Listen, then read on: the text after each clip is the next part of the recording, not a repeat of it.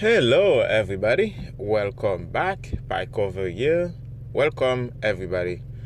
Let's talk at the attack vectors that I see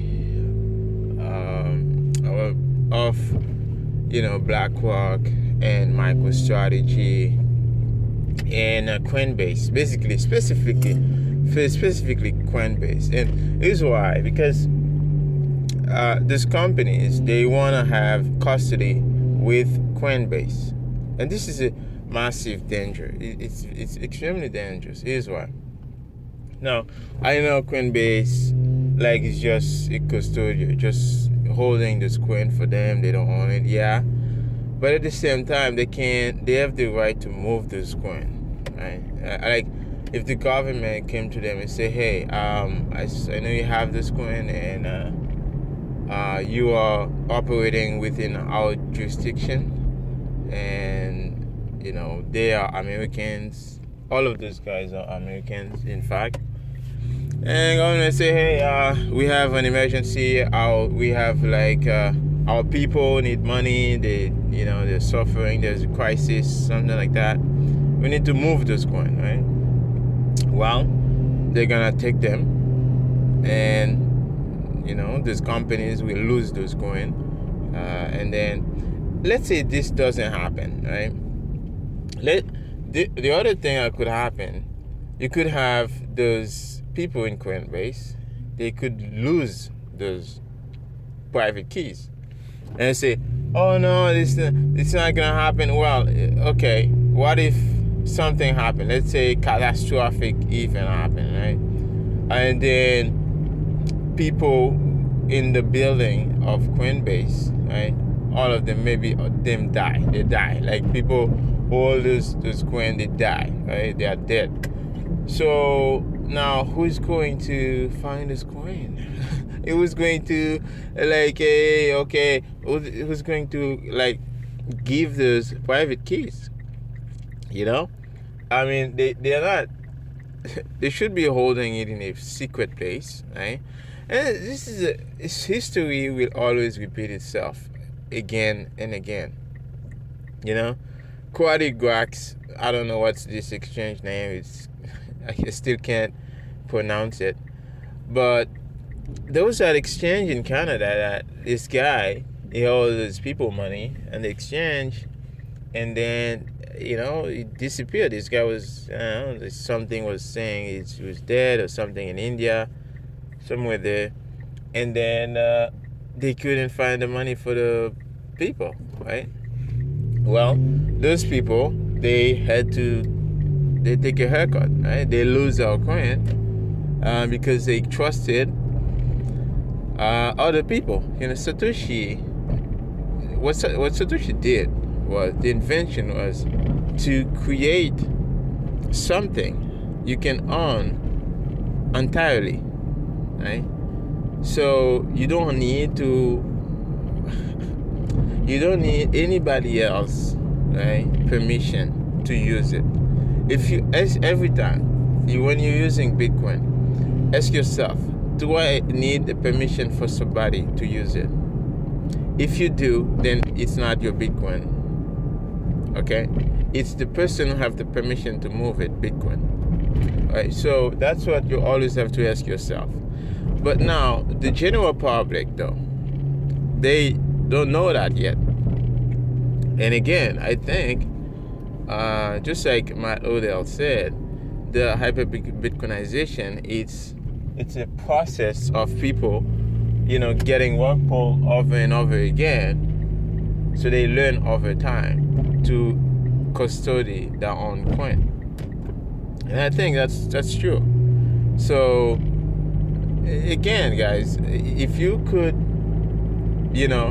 why buy Bitcoin if you want to hold it in a bank account, like in an ETF, right? Like, this remove the whole purpose of Bitcoin, right?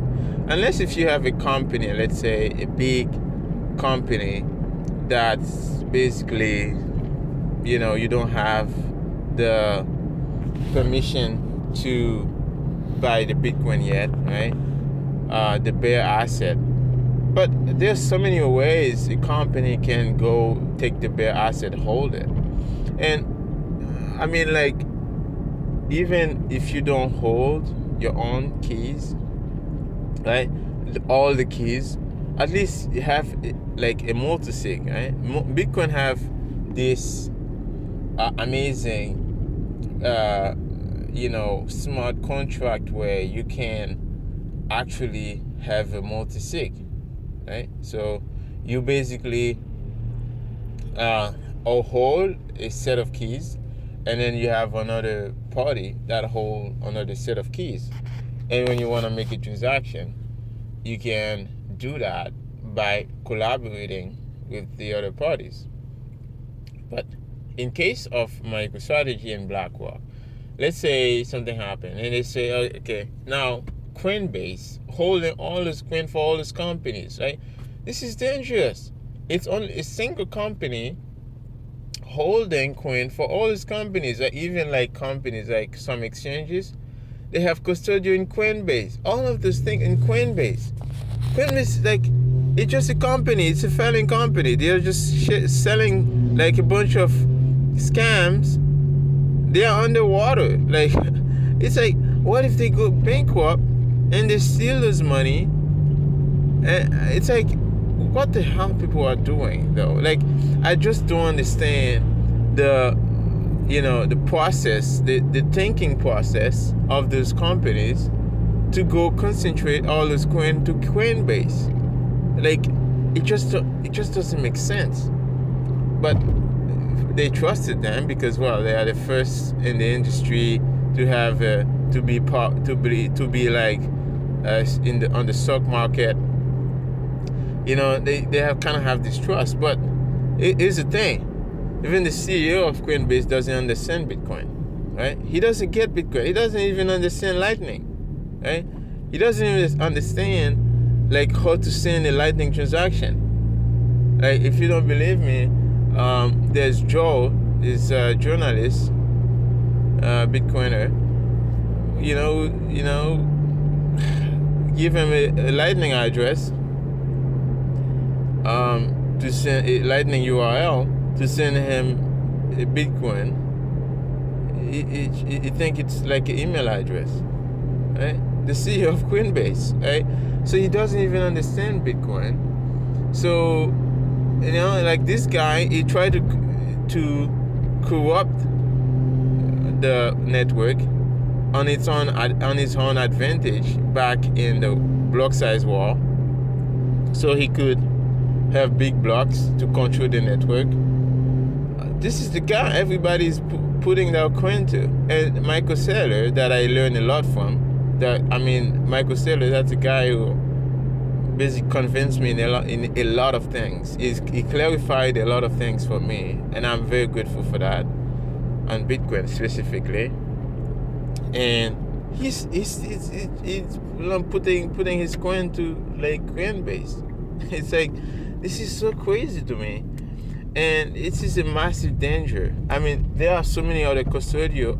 Even let's say if you had like other custodial, right, on the market, providing that service, this would be less risky, right? It would be the same risk, but it would be less risky, right? It would take longer for an attack to happen, right?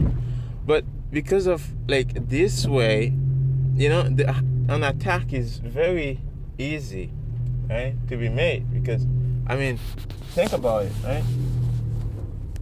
The guy can just make a phone call and say, hey, take all this Bitcoin, send them to the address, and say, oh, you lose those private keys, right? That's all you have to do. Say, we lose those private keys. Just throw your hands in the air, right? So I don't understand why everybody is just gonna trust them with their money. So this is kind of interesting to me, and this is why you see, like, when you say smart people, right, you're gonna be careful a lot with people you say who are smart. Alright guys, I just arrived here, and I just think it's a dangerous thing, and at least I hope like there's more clarity. Maybe usually people change their attitude based on what happened, right? Let's say there's a catastrophic event that happened, and people will change based on that. But I hope this is not what caused them to change. I hope this can be more clarified so more people can understand that those companies are a risk the way they are putting their coin to Coinbase. So Coinbase is just a company. And anyways, guys, I gotta go. I'll see you again in the next talk. This was PieCover.